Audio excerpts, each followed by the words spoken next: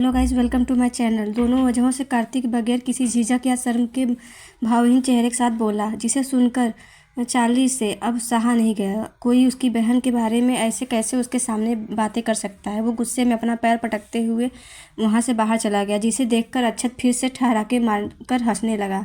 Charlie को कार्तिक पर गुस्सा भले ही आ रहा था, मगर वो कोई बेवकूफ़ इंसान नहीं था जो इस वक्त इतने लोगों की दर्दनाक मौत देखने के बाद कार्तिक जैसे डेविल से भिड़ जाए। अक्षत को यूं पागलों की तरह हंसता देख कार्तिक की भवें सिकुड़ गई। उसने अक्षत को कोलरी घूरते हुए कहा, तू इतना हंस क्यों रहा है? क्या मैं जोक कोई सुना रहा हूँ? नहीं नहीं भाई, तू कोई जोक नहीं सुना रहा है, और मैं नहीं किसी जोक पर हंस रहा हूँ। मैं तो बस तेरी मासूमियत पर हंस रहा हूँ मेरे भाई, मासूम शैतान की मासूमियत पर। अक्षत उसकी ओर अपने कदम बढ़ाकर हंसते हुए बोला। कार्तिक ने इस बार उसे इग्नोर किया। डरी सहमी खुराना फैमिली पर एक ठंडी नज़र डालने के बाद कार्तिक ने अक्षत से बस दो शब्द कहा, डिस्ट्रॉय देम। उसके मुंह से इतना निकलते ही पूरी खुराना फैमिली का सीना धक से रह गया। कार्तिक के वो दो शब्द ब्रह्मा के लकीर की तरह थे। कोई उसे नहीं बदल सकता था, और ना ही उससे कोई खुराना फैमिली को बर्बाद करने से रोक सकता था। खुराना फैमिली उसके सामने गिराना चाहती थी, पर कार्तिक को और गुस्सा ना ने कार्तिक की बात सुनकर क्रोक्ड स्माइल के साथ खुराना फैमिली की ओर देखा। उसके उनकी ओर देखने की नज़रिया ऐसा था जैसे मानो वो कीड़े मकोड़ों को ही देख रहा हो। वो कार्तिक से बोला, ये काम आज रात तक हो जाएगा। कार्तिक ने ये सुनकर खुराना फैमिली को बेहद ठंडे और डरावने लहजे से देखा। अपना आखिरी फरमान सुनाया, आज के बाद तुम सब इस दुनिया के जिस भी कोने में रहो, मगर तुम्हारे परिवार में आज के बाद से कोई पार्टी ऑर्गेनाइज नहीं होगी। कार्तिक की बात सुनते ही रूही का चेहरा काला पड़ गया। कल भी वो अपना बर्थडे अच्छे से सेलिब्रेट नहीं कर पाई थी। केक कटिंग से पहले ही वो बेहोश हो गई थी, और आज कार्तिक का फरमान सुन उसे 440 वोल्ट का करंट लग गया था। जिंदगी में पहली बार आज उसे कार्तिक से नफरत वाली फीलिंग आ रही थी, मगर कार्तिक से ज़्यादा उसे बेला से नफरत हो रही थी। दूसरी तरफ साउथ अफ्रीका में तरुणा इस वक्त जीरो एक्सप्रेशन के साथ आई कैप टाउन के सबसे बड़े हॉस्पिटल के वीआईपी वार्ड में खड़ा था। वार्ड के चारों तरफ कई सारी नर्स डॉक्टर्स वार्ड बॉय दर्द से कहराते हुए फर्श पर छटपटा रहे थे। उन सबके शरीर, चेहरे, गर्दन, हाथ और पैरों में तरह तरह के मेडिकल इक्विपमेंट हुले हुए थे, जिससे बेहिसाब खून निकल रहे थे। तरुण ने अपनी गहरी ठंडी नज़र उन सबसे हटाकर हॉस्पिटल बेड पर बैठे 8 साल के बच्चे पर डाली। उस बच्चे के फेशियल एक्सप्रेशन, हाव भाव सब तरुण की कार्बन कॉपी थी। तरुण ने उस लड़के की ओर देखते हुए अशांत आवाज़ में कहा, तुमने ये सब क्यों शांत आवाज़ में पूछा, तुमने ये सब क्यों किया? आरव, मुझे आपसे और माम से मिलना था डैड, इसलिए मैंने ऐसा किया। आरव जो कि तरुण का बेटा था, वो बोला, और अपने हॉस्पिटल क्लॉथ पर लगे खून के धब्बों को नॉर्मली साफ करने लगा। आरव एक 8 साल का, दिखने में सुंदर, आरव के सर पर प्यार से हाथ फेरा और कहा, तुम बस मुझे कॉल कर देते, तब भी मैं तुम्हारे पास आ जाता। तुम्हें मुझसे मिलने के लिए इतनी मेहनत करने की ज़रूरत नहीं है। हाँ मैं जानता हूँ डैड, पर मैं इतने दिनों से यहाँ अकेले बैठे बैठे बोर हो गया था, इसलिए मैंने थोड़ा सा एंटरटेनमेंट कर लिया। आरव बिना भाव के बोला। तरुण उसकी बात पर हंस दिया। थोड़ी देर में ही पूरा वार्ड पहले की तरह क्लीन कर दिया गया। पलक के वार्ड में आने के बाद तरुण उसे एक वार्निंग लुक देकर वार्ड से बाहर चला गया। वहीं आरव ने पलक को हक करते हुए कहा, बड़ी सी मुस्कान के साथ कहा, मॉम आप इतने दिनों से कहाँ थी? क्यों आपको मेरी याद नहीं आती? उधर तरुण हॉस्पिटल की बालकनी में खड़ा सिगार के लंबे लंबे कस भर रहा था। तभी उसके बगल में एक लड़का आकर खड़ा हो गया। Maroon colour custom made business suit पहने वो लड़का दिखने में काफ़ी हैंडसम और यंग था। तरुण उस लड़के को देख टेढ़ा मुस्कुराया। उसकी मुस्कुराहट अजीब थी, उसमें कई राज जब्त थे। लंबे वक्त की खामोशी के बाद तरुण ने अपनी सिगार उस लड़के की ओर पास करते हुए पूछा, तुम यहाँ कब आए? 2 दिन पहले, काम के सिलसिले में यहाँ आया था। पता चला आप यहाँ आए हो तो आपसे मिलने चला आया, वह लड़का रेलिंग से टिक कर बोला, और तरुण ने सिगार लेकर वह सिगार के लंबे लंबे कस भरने लगा। उस लड़के की आंखें बिल्कुल ब्लैक थी। तरुण ने उस पल उस लड़के को देखा, फिर वह आसमान की ओर देखने लगा। सिगार के दो कस भरने के बाद उस लड़के ने तरुण से पूछा, उस लड़की का क्या हुआ? उस लड़के का सवाल सुन तरुण ने आंखों के सामने कल रात का सारा दृश्य होकर गुजर गया। फ्लैशबैक। डोर लॉक करने के बाद तरुण ने बोला, बेला की ओर कदम बढ़ाए ही थे, तभी उसे जॉन का कॉल आ गया। अपनी मुठ्ठियां कसते हुए तरुण ने कॉल पिक किया तो फोन की दूसरी साइड में जॉन की घबराई हुई आवाज़ आई, बॉस, लिटिल बॉस बहुत ज़्यादा गुस्सा में है। उन्होंने कहा है कि अगर आप उनसे नहीं मिले तो वो हॉस्पिटल के टेरेस से नीचे कूद जाएंगे और अपनी जान दे देंगे। जॉन की बात सुनते ही तरुण ने आईब्रो आपस में कस गई। उसने जॉन को बगैर कोई जवाब दिए कॉल डिस्कनेक्ट कर दिया। रूम से बाहर जाने से पहले उसने एक नज़र बेला की ओर देखा और कहा, lucky girl, but don't worry, तुम्हारा ये लक ज़्यादा दिन तुम्हारा साथ नहीं देगा। बहुत जल्द तुम अपनी मर्जी से मेरे बेड पर होगी। इतना बोल तरुण इविल स्माइल के साथ रूम से बाहर चला गया। फ्लैशिंड। तरुण ने उस लड़के की ओर देखते हुए गहरी इविल स्माइल के साथ कहा, वो लड़की थोड़ी ज़्यादा लकी है, पर वो इतनी ज़्यादा लकी भी नहीं है कि वो मुझसे बच जाए। भले ही कल मैं उसे अपना नहीं बना पाया, पर वो अब भी मेरे ट्रैप में है और हर एक दिन के साथ वो मेरे ट्रैप में अंदर तक फंसती ही जाएगी। उसे मालूम भी नहीं होगा कि वो और खुद को खुद ही बर्बाद कर लेगी। तरुण की बात सुनने के बाद भी वो उस लड़के के चेहरे के भाव में कोई बदलाव नहीं आए। उसने सिगार का धुआं हवा में उछालते हुए तरुण से पूछा, मेरे लिए अभी कोई काम है? नहीं, तुम अभी रेस्ट करो। सही समय आने में खुद तुम्हें याद करूँगा और तब बैटल फील्ड में हर कोई होगा। हर कोई मतलब हर कोई, तरुण गहरी ठंडी आवाज़ में बोला। तो उस लड़के ने अपना सर हल्का सा हाँ में हिला दिया, फिर वो वहाँ से चला गया। उसके जाने के बाद तरुण के चेहरे पर फिर से एक गहरी कुटिल मुस्कान ने आंखें झुकाकर नीचे देखा तो पाया कि आदित्य उसके पैरों से लिपटा अपनी चमकती आंखों से अपलक उसकी ओर देख रहा है। आदित्य के चेहरे पर इस वक्त एक बड़ी सी डिंपल वाली क्यूट स्माइल थी। कार्तिक की कोल्डनेस से भरी आंखें देखकर नर्म पर आ गई। तभी आदित्य उससे थोड़ा दूर हुआ और उसने अपने नन्हे नन्हे हाथ हवा में लहराए दिए, जिससे ऐसे जैसे मानो वो कार्तिक की गोद में चढ़ना चाहता हो। कार्तिक ने भी उसका इशारा समझते हुए अपनी गोद में उठा लिया। कार्तिक इस वक्त शर्टलेस था। विमल ने उसे कॉल करके रेयांश और आदित्य के फार्म हाउस आने के बारे में बता दिया था, जिस कारण उसने अपना खून से सना टी शर्ट बाहर ही रिमूव कर दिया था। कार्तिक आदित्य को गोद में लेकर काउच पर बैठ गया। वहाँ पहले से ही रेयांश और चार्ली बैठे हुए थे। रेयांश चार्ली के लैप पर बैठा हुआ था। वो दोनों सीरियस एक्सप्रेशन के साथ लैपटॉप में कुछ कर रहे थे। कार्तिक ने इमोशनलेस नज़रों से उन दोनों की ओर देखा, फिर उसने सवालिया नज़रों से अपने लैप पर बैठे आदित्य की ओर देखा तो आदित्य ने मुंह बनाते हुए उसने उससे अपनी क्यूट सी आवाज़ में फुसफुसाते हुए कहा, सरू रे ब्रो, अपने गेम की ग्राफिक्स चूज कर रहे हैं। उन्होंने एक गेम बनाया है ना, सोल टू फाइट, उसी की। आदित्य की बात सुनकर कार्तिक गहराई से रेयांश की ओर देखने लगा। तभी आदित्य ने कार्तिक के 8 पैक एप्स को अपनी नन्ही नन्ही उंगलियों से टच करते हुए कहा, डैडी, आदि ने कुछ डिसाइड किया है। कार्तिक आदित्य की बात सुनकर उसकी ओर देखने लगा और उसने आदित्य के बाल में अपनी सख्त उंगलियां चलाते हुए पूछा, क्या डिसाइड किया है तुमने? यही कि आदि को आपको जैसा बनना है, बिल्कुल आपके जैसा। आदित्य कार्तिक के सीने पर अपना छोटा सा सर रख कर उसके टफ एप्स के कट्स में अपनी छोटी सी उंगलियों से पैटर्न बनाते हुए बोला, जिसे सुनकर रेयांश और चार्ली उसकी ओर देखने लगे। चार्ली की आंखों में इस वक्त एक जलन नजर आ रही थी, शायद कार्तिक और आदित्य की करीबी के कारण जलन। कार्तिक के उंगलियों आदित्य की बात सुनकर उसका बाल सहलाते हुए रुक गए। उस फीलिंग से मैं कितना सुकून होगा जब कोई बेटा अपने बाप को कहे कि उसे उसके जैसा बनना है। वो इस वक्त कार्तिक अपने अंदर तक महसूस कर पा रहा था। उसकी हमेशा गुस्से और ठंडेपन से भरी होने वाली आंखें आदित्य की ओर देखते हुए सुकून से भर गई। कुछ पल की खामोशी के बाद कार्तिक ने काउच से सर टिका दिया। उसने दोबारा से आदित्य के बाल में अपनी सख्त उंगलियां चलाते हुए आदित्य से पूछा, तुम्हें मेरे जैसा बनना है, इसकी कोई खास वजह?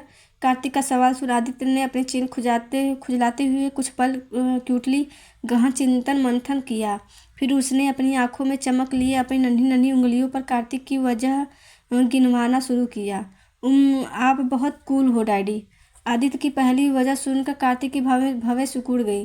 तभी चार्ली ने सरकास्टिक वे में आदित्य से कहा, कूल और तुम्हारा बाप? हो ही नहीं सकता। तुम्हारा बाप तो don't you dare to use any bad words about my daddy uncle Charlie. Charlie की बात एकदम से बीच में कटते हुए उसकी गोद में बैठा रेयांश बेहद ही धीमी ठंडी आवाज़ में बोला, जिसे सुनकर चार्ली उसकी ओर अविश्वास से देखने लगा और रेयांश से हताश चेहरे से के साथ पूछा, तुम अपने बाप का पक्ष लोगे, वो भी मेरे खिलाफ? तुम्हारे लिए कल का आया तुम्हारा बाप मुझसे ज़्यादा इम्पोर्टेंट हो गया है? मैंने ऐसा तो नहीं कहा। मैंने तो बस ये कहा कि आप मेरे डैडी के लिए कोई गलत शब्द यूज नहीं कर सकते। आपको उनकी रिस्पेक्ट करनी होगी क्योंकि वो मेरा डैडी है, रेयांश कोल्ड वॉइस में बोला। उसके बाद वह चार्ली के गोद से उतर गया और कार्तिक के गोद में जाकर बैठ गया। चार्ली का चेहरा यह नज़ारा देख एकदम से डार्क हो गया। उसने कार्तिक की ओर देखा। उसके होठों से कॉर्नर तिरस्कार में तिरछे मुड़े थे उसके होठों पर और आंखों में चार्ली के लिए रिपोर्च और अपने मन के लिए अपने लिए प्राउड था। चार्ली का चेहरा कार्तिक और उसके दोनों बेटों का ऐसा बर्ताव देख ऐसे हो गया जैसे पूरी दुनिया के साथ मिलकर उसे धोखा दे दिया हो। और जब वह उस धोखे के बारे में सोच रहा कर रो रहा हो तो वही धोखेबाज रेयांश और आदित्य के कंधे पर प्राउड और हक से के साथ अपना दोनों हाथ रख लिया। उसके बाद देखते हुए कहा, आदित्य से पूछा, और कौन सी वजह है जिसके कारण तुम मेरे जैसा बनना चाहते हो? आदित्य ने ये सुनकर बगैर सोचे समझे आगे कार्तिक की वजह गिरना शुरू कर दिया। आदि आपके जैसा बनना चाहता क्योंकि सब आपसे डरते हैं डैडी। आप बहुत रिच, स्ट्रांग और हैंडसम हो। आप हिमालय जाते हो, आपके पास इतने स्ट्रांग मल्स और एब्स हैं। साथ ही हमारा मेंशन वो कितना बड़ा है और सुंदर है। वो तो आदि को बकिंग प्लेस से भी ज़्यादा सुंदर और बड़ा लगता है। और आदि आपके जैसा बन जाएगा तो उसके पास भी सारी चीज़ें होंगी। उसकी फूली हुई टमी भी एब्स में बदल जाएगी और आदि आपकी तरह ब्रिटेन का किंग बन जाएगा। तब सब आप आदि से डरेंगे और उसकी इज्जत करेंगे। आदित्य इसी तरह अपनी नन्ही नन्ही उंगलियों पर कार्तिक को सारी वजह गिनवा रहा था। वहीं उसकी बातें सुनकर चार्ली ने जलन और गुस्से से अपने हाथों की मुट्ठियाँ कस ली। एक वक्त था जब बेला के अलावा रेयांश और आदित्य उससे सबसे ज़्यादा तवज्जो देते थे। वो दोनों उसके सबसे कार्तिक के आने के बाद ये चीज़ बदल गई। अब रेयांश और आदित्य उससे कम और कार्तिक को ज़्यादा वैल्यू देते थे। खून का कर चुकाते हुए वो दोनों कार्तिक के लिए उसके अगेंस्ट आ रहे थे। उसे कार्तिक को रिस्पेक्ट देने की बातें कह रहे थे। चार्ली ये सब देखकर बुरी तरह चिढ़ गया। जलन के कारण उसकी आंखें आग उगलने लगी। कार्तिक जानबूझकर आदित्य से खोद कर अपनी बड़ाई बुलवाए जा रहा था, जिससे चार्ली अंदर से बुरी तरह तिलमिला उठा था, पर वह चाह कर भी कुछ नहीं कर पा रहा था। तभी चार्ली के तिलमिलाहट की आग में घी डालते हुए आदित्य ने मासूमियत के साथ कहा, कार्तिक की बॉडी पर मौजूद निशानियों को छूते हुए पूछा, डैडी ये स्क्रैच मार्क्स क्या मम्मी ने फिर से आपके बॉडी पर आर्ट वर्क किया? हिम्मत बोला।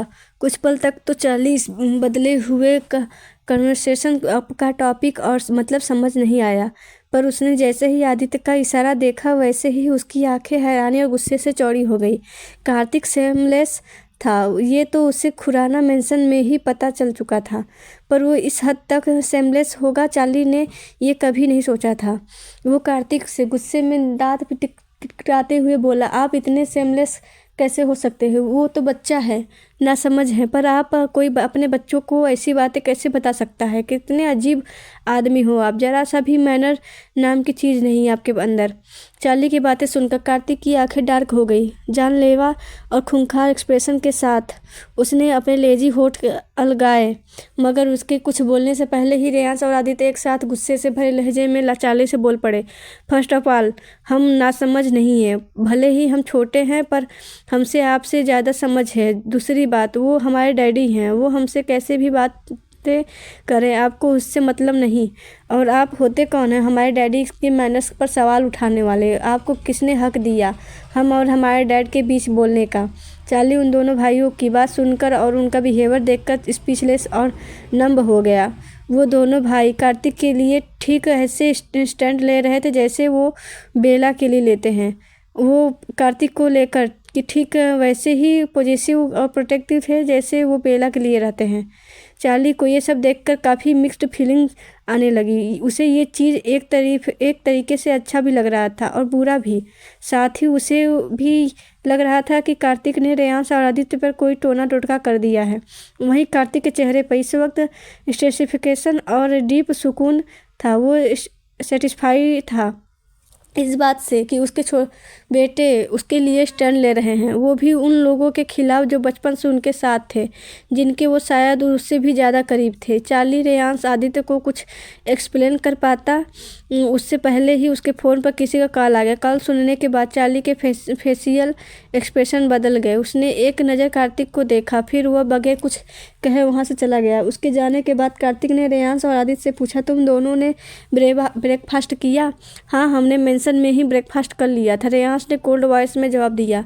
तो कार्तिक ने कुछ पल की खामोशी के बाद उन दोनों को में से स्विम करने के लिए पूछा। रेयांश और आदित्य स्विमिंग के लिए मान गए। कार्तिक उन दोनों को लेकर बैकयार्ड वाले स्विमिंग पूल में चला गया।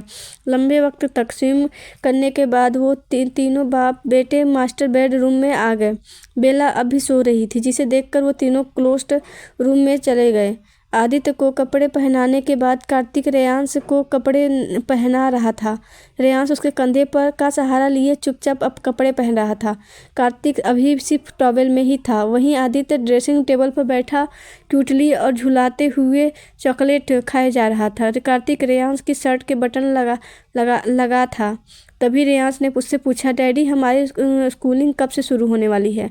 अगले महीने से, कार्तिक ने अपनी कोल्ड वॉइस में जवाब दिया। तो रेयांश ने कुछ सोचते हुए लहजे में कहा, मुझे रॉयल एकेडमी ज्वाइन करना है। कार्तिक ने ये सुनकर एक नज़र रेयांश को देखा, फिर उसने ठंडे लहजे में कहा, हम इस बारे में बाद में बात करेंगे, लेकिन एक बात याद रखना, तुम अगर रॉयल एकेडमी ज्वाइन करना चाहते हो तो तुम्हारे उसका एंट्रेंस टेस्ट क्लियर करना होगा। मैं अपने पैसों और पावर की बदौलत तुम्हें रॉयल एकेडमी में एडमिशन नहीं दिलवाऊंगा। रेयांश कार्तिक की बात सुनकर अपनी आईब्रो कसते हुए कोल्ड वॉइस में बोला, मुझे आपकी सिफारिश की ज़रूरत भी नहीं है, मैं खुद वहाँ एडमिशन लेने के लिए कैपेबल हूँ। तुम्हें कैपेबल होना ही चाहिए क्योंकि तुम मेरे बेटे हो। कार्तिक उसके चेहरे पर के नज़दीक जाकर उसकी आंखों में देखते हुए बोला। नॉर्मली लोग कार्तिक के से आई कांटेक्ट करने से झिझकते हैं और डरते हैं, मगर रेयांश इस चीज़ में कभी भी पीछे नहीं हटता था। वो भी अपनी ब्राइट नीली आँखों से कार्तिक की समुद्र सी गहरी नीली आँखों में घूरने लगा। उन दोनों का क्लोजेस्ट आई कांटेक्ट ऐसा था जैसे मानो वो दोनों एक दूसरे की आंखों में चैलेंज कर रहे हों। वहीं आदित्य का खुला हुआ चेहरा उन दोनों की बात सुनकर उतर गया। उसे न ही तो रॉयल एकेडमी ज्वाइन करने में कोई दिलचस्पी थी और ना ही उसकी एंट्रेंस टेस्ट क्लियर करने में। वो अपनी आँख सिकुड़कर रेयांश को घूरते हुए मन ही मन बोला, सरू रे ब्रो, आपका दिमाग हमेशा उल्टा दिशा में ही क्यों चलता है? आपके चक्कर में अब आदि भी फालतू का पीस जाएगा। रेडी होने के बाद वो तीनों क्लोजेस्ट से बाहर आए। बेला अब बेड पर नहीं थी, वॉशरूम आ रही। शावर से पानी गिरने की आवाज़ सुनकर रेयांश और आदित्य बेड पर जाकर बैठ गए, जिसे देखकर कार्तिक की आंखें सिकुड़ गई। उसने उन दोनों को कोल्डली घूरते हुए कहा, तुम दोनों यहाँ नहीं बैठ सकते, चलो मेरे साथ, मुझे तुम दोनों से कुछ काम है। रेयांश और आदित्य उसकी बात कोल्ड वॉइस में बोला, I am not jealous, I am just protective about my wife. Oh come daddy, हम आपके बेटे हैं, वो हमारी मम्मी है, आप हमसे किस चीज़ के लिए प्रोटेक्टिव होंगे? रेयांश कार्तिक को अजीब नज़रों से घूरते हुए बोला। तो कार्तिक ने पीछे से उसका कॉलर पकड़ लिया। उसे उसी तरह से हवा में झुलाकर कार्तिक उसे रूम से बाहर लेकर जाते हुए कोल्ड वॉइस में बोला, चुपचाप बाहर चलो, इतना सवाल जवाब करने की परमिशन नहीं दी है मैंने तुम्हें। थोड़ी देर बाद स्टडी रूम में कार्तिक अपने लेदर चेयर पर बैठा हुआ था। अच्छा, तो उसके सामने वाले चेयर पर बैठा हुआ था। उसके बगल में रूही का बड़ा भाई सौरभ ही डल एक्सप्रेशन के साथ बैठा हुआ था। कार्तिक ने सौरभ की ओर एक डॉक्यूमेंट बढ़ाते हुए इमोशनलेस आवाज़ में कहा, एक आखिर रास्ता है तुम्हारे परिवार के बचाने का। इस डॉक्यूमेंट पर अपनी बहन के सिग्नेचर करवाओ और अपने परिवार को बर्बादी से बचाओ। सौरभ ने असमंजस के साथ कार्तिक के हाथों से डॉक्यूमेंट लेकर उन्हें उन्हें पढ़ना शुरू किया। जो जो सौरव उन डॉक्यूमेंट में पढ़ रहा था तो उसके चेहरे के भाव गुस्से और डार्कनेस में बदलते जा रहे थे। सारा डॉक्यूमेंट पढ़ लेने के बाद सौरव ने अपना जबड़ा कसते हुए कार्तिक की ओर देखा, जो जीरो एक्सप्रेशन के साथ उसकी ओर ही देख रहा था। सौरव वहाँ से बगैर कुछ कहे उन डॉक्यूमेंट्स को लेकर चला गया। जाते वक्त उसकी आंखों में बेबसी और गुस्सा दोनों था। उसके जाने के बाद अक्षत ने क्रोक्ड स्माइल के साथ कार्तिक से पूछा, तूने ये सब उसके लिए किया है ना? ऑफ कोर्स, वो मेरा छोटा भाई है, उसकी विशेष पूरी करना मेरी जिम्मेदारी है, कार्तिक बिना भाव के बोला, जिसे सुनकर अक्षत हल्का सा हंस दिया। कार्तिक ने गंभीर भाव से के साथ कहा, अच्छा से पूछा, खुराना मेंशन की कोई सीसीटीवी फुटेज मिली? नहीं, कोई सीसीटीवी फुटेज नहीं मिली। जिसने भी वो सब किया है बहुत चालाकी और सावधानी से किया है, अपने पीछे एक भी सुराग नहीं छोड़ा। साले ने बस मुझे एक बात समझ नहीं आ रही, उसने वो सब किया तो किया क्यों? पूरे पार्टी में मौजूद लोगों को बेहोश करके वो इंसान आखिर करना क्या चाहता था? मकसद क्या था उस इंसान का? अक्षत शंका और कंफ्यूजन से बोला, जिसे सुनकर कार्तिक ने डार्क एक्सप्रेशन के साथ अपनी चेयर को लेफ्ट राइट मूव करते हुए बंद आंखों के साथ गहरे लहजे में कहा, वो इंसान जो भी करना चाहता था, उसका जो भी मकसद था, वो था तो बहुत बड़ा। बस मेरी अनएक्सपेक्टेड प्रेजेंस ने उस इंसान को रोक दिया। अक्षत ने कार्तिक की बात पर सहमति से मैं अपना सर हल्का हाँ में हिला दिया। कार्तिक हिमालय में आधा घंटा बिताने के बाद ही वहाँ से मुंबई के लिए वापस चल दिया था, क्योंकि हमेशा जिस हिमालय में जाकर उसे शांति और सुकून महसूस होता था, कल उसे वहाँ जाते ही एक अजीब सी फीलिंग और बेचैनी ने घेर लिया। अब यह संयोग था या फिर कुछ और, मगर कल कार्तिक खुद को वापस आने से रोक नहीं पाया। मुंबई आते आते उसे रात तो हो गई थी, और जब वह मुंबई आया तो उसे बेला मेंशन में नहीं मिली। अक्षत कल पार्टी में नहीं आया था, वह रेयांश और आदित्य के साथ मेंशन में रुका था। अक्षत ने ही कार्तिक को बेला के पार्टी में जाने के बारे में बताया था। कार्तिक उसकी बातें सुनने के बाद सीधा खुराना मेंशन चला गया। खुराना मेंशन आने के बाद कार्तिक वहाँ एक का नज़ारा देख हैरान हो गया, क्योंकि वहाँ पर हर कोई बेहोश पर था। बेला को ढूंढने के क्रम में कार्तिक को वहाँ कुछ मास्क वाले लोग भी मिले थे, जिन्हें कार्तिक के बॉडीगार्ड्स ने ब्लैक विला में डिपार्चर कर दिया था, पर लाखों तरीके से टॉर्चर करने के बाद भी उन लोगों ने अपने बॉस का नाम रिवील नहीं किया। अंत में वो लोग हंसते मर गए, पर उन्होंने तब भी अपना मुंह नहीं खोला। इन्हीं चीज़ों के बारे में सोचते हुए कार्तिक ने अच्छे से पूछा, तरुण वो भी तो कल के पार्टी में गया था ना, उससे कुछ पता चला? ना, वो कल पार्टी में गया जरूर था, मगर ये सब होने से थोड़ी देर पहले ही वो पार्टी से चला गया था। उसे अचानक से कोई ज़रूरी काम आ गया था, क्योंकि इसलिए वो कल रात पार्टी से निकलने के बाद सीधे अफ्रीका चला गया। अक्षत बोला, तरुण असल में कार्तिक के आने के बस 5 मिनट पहले खुराना मेंशन से निकला था, पर कोई एविडेंस ना होने के कारण अक्षत ने उसकी बातों पर विश्वास कर लिया। वैसे भी वो उनका दोस्त था, उस पर शक करने का कोई सवाल ही नहीं उठता, और ना ही अक्षत या कार्तिक के नज़रों में ऐसा कोई कारण था जिसकी वजह से वो तरुण पर डाउट करें। मगर सपोज कार्तिक यदि 5 मिनट पहले खुराना मेंशन आया होता तो उसे तरुण का असली चेहरा भी दिख जाता, और उसे वो सारी वजहें भी मिल जाती जिसकी वजह से वो तरुण पर डाउट करे और उसकी जान ले ले।